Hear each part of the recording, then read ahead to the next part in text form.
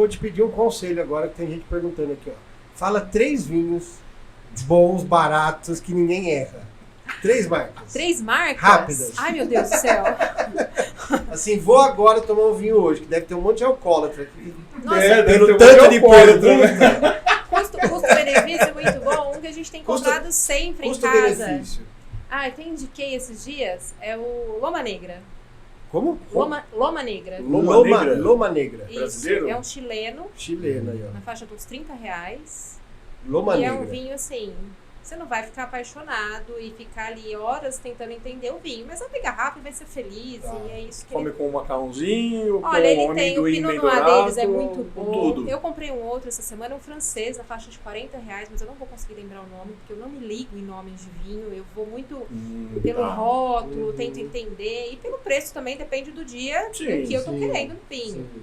né? Então, assim, essa linha, ela tem rosé, ela tem branco, ela tem tinto leve, ela tem tinto mais encorpado, agrada todo mundo. Que bacana. Então tá algumas sugestões aí. O chileno é bom, né? Pra não errar muito, Sim, né? Diz que é um eu vinho falo assim, ó, seguro de... Foge de vinho chileno comercial, né? Uhum. Ah, eu não queria falar isso, mas, por exemplo, Contitoro, Santa Pode Helena, falar, sim, pode falar. sabe? Santa falar Helena, mais. você acha que é ruim? Sabe o que acontece? As pessoas vão muito no reservado, os vinhos reservados. Não existe essa categoria de vinho. Né? O vinho reservado, que é o Chile, produz o vinho reservado pro Brasil. Porque brasileiro é metido. Tá. Combinado. Eu ouço muita gente brasileiro é falar, metido. nossa, olha, eu tô abrindo esse vinho, ele é reservado. Vou pôr o reservado no decanter.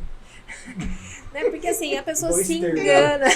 A pessoa se Tem todo engana. um ritual do Eu brasileiro. vou encantar minha namorada, eu vou pôr esse reservado no decanter.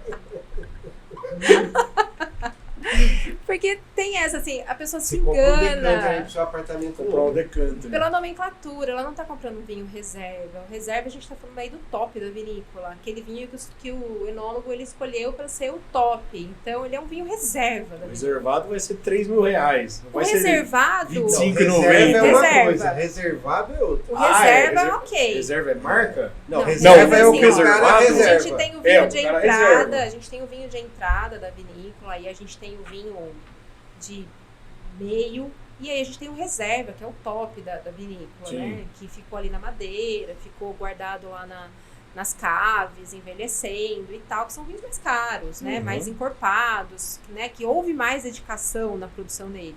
Agora, quando a gente fala do reservado, que é isso que eu falo, essa nomenclatura, ela foi criada para enganar o brasileiro.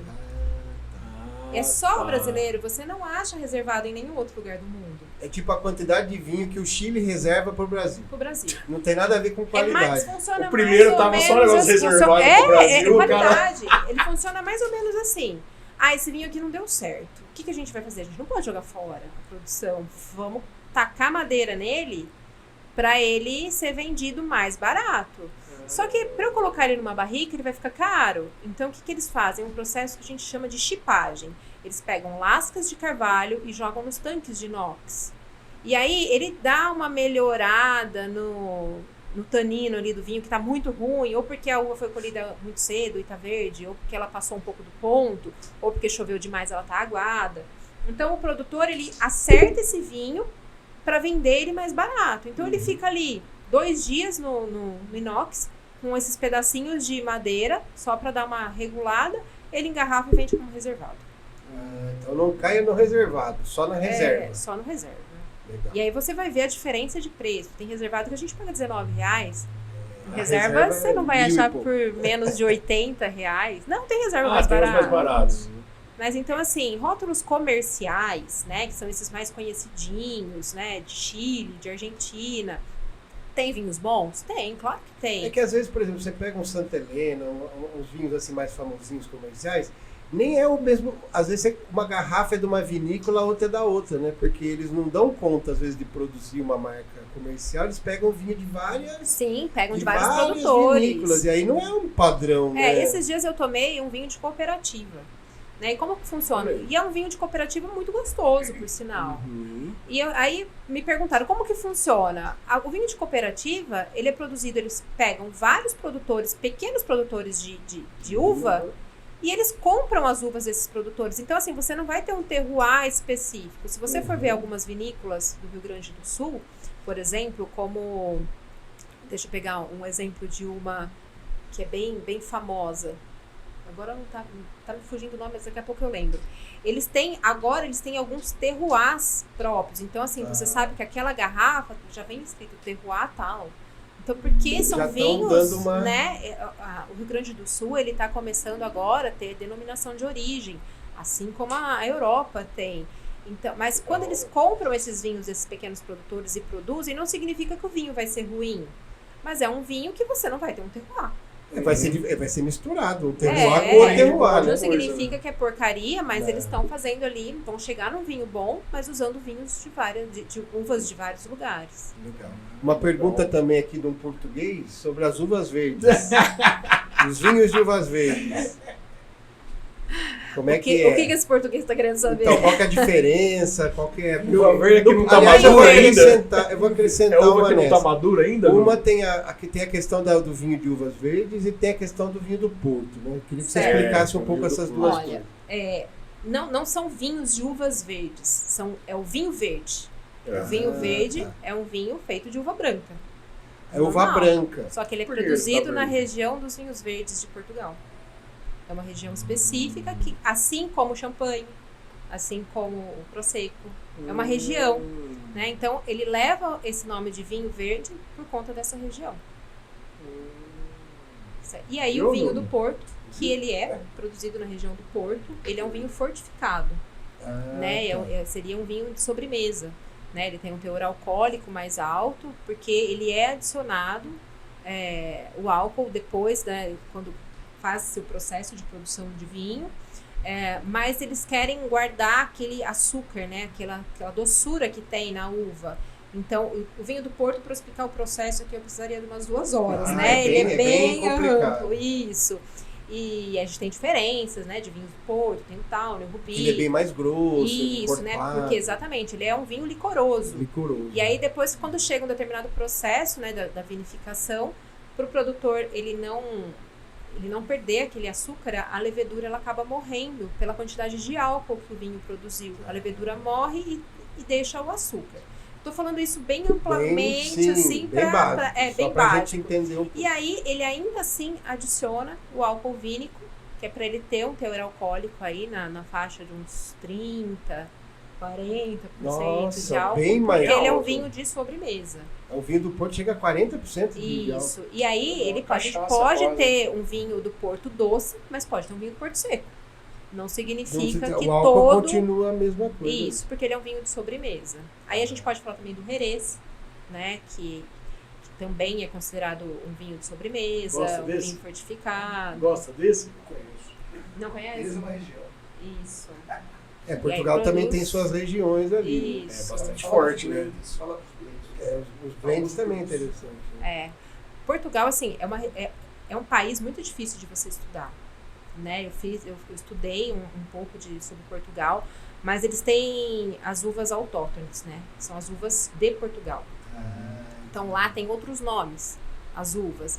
E aí depois você vai ver, pelo DNA, é a mesma uva que a gente tem, sei lá, Qualquer outro na lugar. Itália, na Espanha. Algumas, não todas. Eles têm as uvas próprias deles. E aí a gente tem o aragonês, a gente tem várias uvas que são só de Portugal. E são nomes, assim, bizarros. E que a gente não consegue decorar todos esses Sim. nomes. A gente Eles- também teve uma influência muito do francês, né? Sim. Mais do que qualquer outro. Sim, a maioria das uvas são francesas, né? Foi onde tudo começou, né? A produção de vinho. Tá. Então, e aí Portugal é uma região muito difícil, porque você pega um vinho português, às vezes ele tem 8, 10 uvas diferentes. Por causa desse 5% de blend. uma, 10% de outra, 3% de outra. Você fala, meu Deus, o que é isso? Como que eu vou entender esse vinho, né? Olha só. Então, são... Mais complexo. Exato. Mais complexo. Olha só, quase 1h10 de papo aqui, Aline. Que Nossa, já bacana, passou tudo falando isso. de vinho. É real aquela coisa que você tem que podar a parreira no dia tal de agosto, às 8 horas, que tá a lua virada pro teto. Ou é tudo mentira? Não, Não tem isso daí? Tem. O que acontece é que, assim, a gente tem o ciclo da videira, né, que deve ser seguido. Então, a videira, ela, por exemplo, agora em fevereiro, ela começa a produzir já as uvas.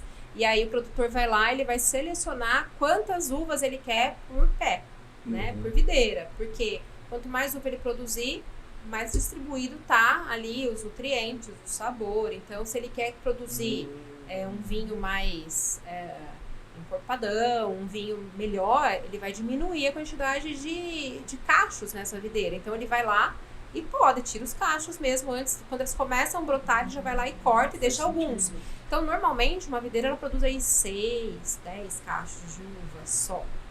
Né? Por isso que a pessoa fala, por que o vinho é caro? Porque a produção dele é muito cara. E aí depois que ele produz, né, depois que é colhida todas as uvas e vai para a produção, a videira ela tem que ser podada. Então existe uma poda, também não vou entrar nessa aula outro sobre processo. Poda. É feita uma poda e aí quando ela começa a brotar novamente, lá para julho e agosto, é feita uma segunda poda, né, que a gente chama de poda verde. Aí você vai tirar e você vai deixar só os galhos principais da videira para ela ganhar força. É uma tosada, né? E aí ela fica na dormência dela. É o período que ela dorme, que ela descansa, período de inverno. Então ela fica na dormência. Aí novembro, né, que na verdade eles fazem essa poda, aqui na região do Rio Grande do Sul. No estado de São Paulo, isso está acontecendo acho que agora, que eles vão colher em junho, julho, agosto eles colhem. Depende da uva também. Né? Então, aí feita essa segunda poda, aí ela vai começar a sair os brotos novos para daí em fevereiro ela produzir de novo. Então, existe esse tempo para produzir. E aí, se a gente está falando de produtores que existem os produtores orgânicos, existem os biodinâmicos. Se a gente está falando de biodinâmico, ele vai ver o inseto que está no solo, a posição da lua, se tem estrela, ele tem todo isso, ele tem todo esse estudo do ambiente planetário para produzir o vinho dele. A lua influencia demais. Né? Sim.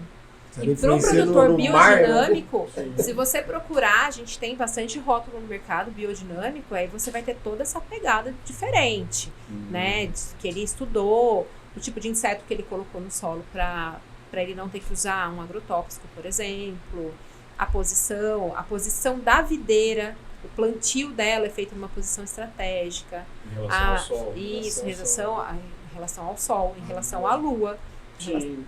Tudo. Ele usa tudo. Ele estuda todo o ambiente, biodinâmica para produzir, né, o vinho dele. E aí, se a gente está falando de produtor tradicional, ele já não pensa muito nisso. O Roberto falou que ele faz a poda na lua minguante do mês de agosto. É tradição. É dele que eu tava falando. É isso aí, que bacana. Olha, que conversa, hein? 1h10 aí falando sobre vinho. Então, já vi que você é apaixonada mesmo. Eu sou muito apaixonada por vinho. Sou muito apaixonada por vinho. E você sabe, nós estamos aqui no nosso episódio hoje, número 54. Legal. E esse ano eu estou fazendo uma pergunta nova para os entrevistados. No ano passado eu pedia para que deixasse uma dica, um conselho para os empreendedores. Certo. E todo mundo dizia, realize seu sonho, né? Vai em frente. Agora a pergunta para 2024 é a seguinte, né? Se você pudesse voltar no tempo, quando você começou a empreender, acho que é no momento que você deixou a advocacia aí para estudar e tal, o que você faria diferente? Isso pode ser quando você abriu a loja, enfim, quando você começou a empreender. Eu acho que eu não teria aberto a loja. É mesmo? A loja ela me frustrou muito. Eu acho que não como sommelier, mas como empresária. Né? E eu peguei um momento que foi muito difícil, né? Porque eu abri a loja em 2019 e antes dela completar um ano, eu fechei. Eu fechei pela pandemia. Pandemia, imagina. E aí eu perdi tudo, né? Não perdi o estoque, consegui vender na pandemia muito do estoque, entregava nas casas, e aí foi aí que eu comecei a fazer as degustações online, que teve toda essa parada na pandemia. Sim. Mas eu não conseguia mais pagar o aluguel, aí vinha imposto, eu não conseguia mais comprar, então assim, eu não seria mais empresária. Hoje você não abriria mais? Não, todo mundo me pergunta, porque a minha loja, eu tenho o nome dela, né? O nome dela é registrado, eu tenho uma marca, Mas hoje eu não abriria novamente. E isso é muito bom, viu, gente? Você que é empreendedor tem que saber qual é o tipo de público, serviço e produto que você quer trabalhar. Não é necessário Sim. ter uma loja, um física, ponto comercial para você conseguir ser uma empresária, um empreendedor. Às vezes a melhor escolha é não ter, exatamente. Exato, porque eu penso assim, olha, todo mundo me pergunta assim, mas você é feliz sendo sommelier? Sim, eu dou cursos, eu faço degustações, a pandemia me deu a possibilidade de fazer degustações online com o pessoal, eu mando os vinhos em garrafinhas, todo mundo participa, porque as pessoas às vezes não têm tempo de ir num lugar, ou não quer se deslocar. E então assim, eu vi que ser sommelier para mim é muito mais do que ter uma loja. Uma loja, né? E hoje a gente tem Muito mais muitas flexível, dinâmico, Sim. do que você ficar preso A naquele loja é horário obrigatória. E outra, comercial. você perde, gasto você fixo, sempre vai perder sempre. pela internet. Sempre. Você sempre vai perder a Exatamente. venda pela internet, né? É muito A mais loja barato. vai ser limitada a um lugar, a uma Exato. região. E você vai ter Então, um assim, custo fixo sempre Você provavelmente alto. não desiste do que você quer, mas Saiba onde, né? escolhe para que lado você vai seguir, que caminho você vai seguir. E para você, eu acho que foi muito bom, porque principalmente porque como sommelier, a prestação de serviço é muito maior do que o vinho em si, né? muito Do que a maior. venda do vinho. Hoje eu falo assim, eu indico as lojas daqui de São Carlos pro pessoal comprar vinho, sabe? Falo de um determinado vinho de um lugar, não fico presa a um lugar, não sou sommelier de nenhum lugar específico. Faz essa curadoria Mas eu aí, né? gostei do vinho daquela loja, eu vou indicar, eu gostei do vinho da outra loja, eu vou indicar. Faz a curadoria, né? Exato. Então você isso agrega é muito muito legal. mais valor ao que você está vendendo, né? É, exatamente. Porque só uma loja, eu vou lá, pego o vinho, tchau. vou pra casa, né? Exatamente. Então isso é muito legal, porque você tem esse... Bacana. É bacana essa pergunta porque deixa aí essa questão para pensar, né? Sim. De se questionar se realmente vale a pena ter uma loja ou não.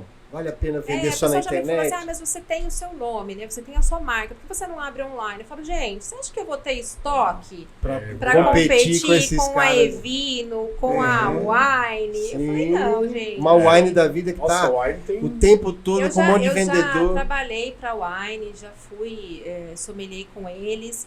E assim, vendia, você vende ali muito, é volume. Eu E barato, preço bom, rótulos É exclusivos. o varejo, né? eu É falei, só eu não varejo. tenho, não é a minha busca como sommelier, não é vender o vinho. Uhum. É te ensinar sobre É o vinho. essa prestar É em fazer serviço. você né? gostar do vinho, porque muitas pessoas falam assim, eu não gosto de tomar vinho. Não, você não gosta porque você não sabe, Sim. você desconhece. E Uhum. você não precisa ter um curso para gostar de vinho, você só precisa aprender a tomar o vinho, Maravilha. conhecer. Maravilha.